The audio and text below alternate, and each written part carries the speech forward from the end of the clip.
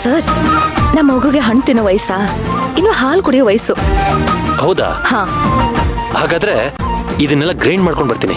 ಹಾ ಹಾ ಹಾ, ಗ್ರೈಂಡ್ ಮಾಡ್ಬಿಡಿ. ಹಾಗೆ ಸ್ವಲ್ಪ ಒಗ್ಗರಣೆ ಹಾಕ್ಬಿಡಿ, ಮಸಾಲ ಹಾಕಿ ಮರಿಬೇಡಿ. ಚಾಟ್ ಮಸಾಲ ಅಂತೂ ಮರಿಲೇಬೇಡಿ.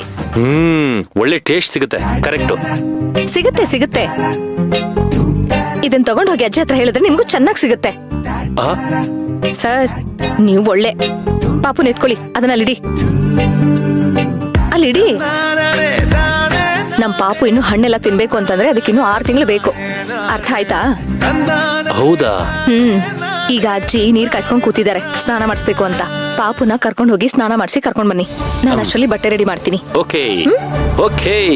ನನ್ನ ಹತ್ರ ಮುದ್ದು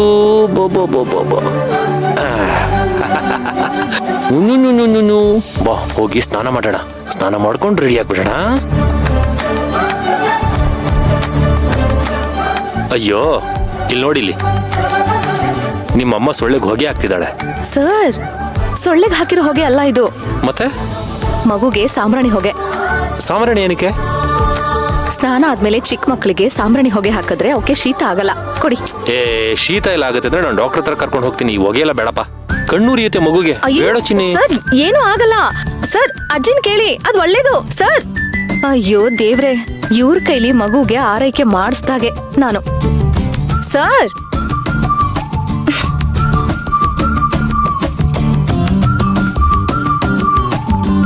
ಸರ್, ಯಾಕೆ ಆಸ್ಪತ್ರೆಗೆ ಹೋಗ್ಲಿಲ್ವಾ?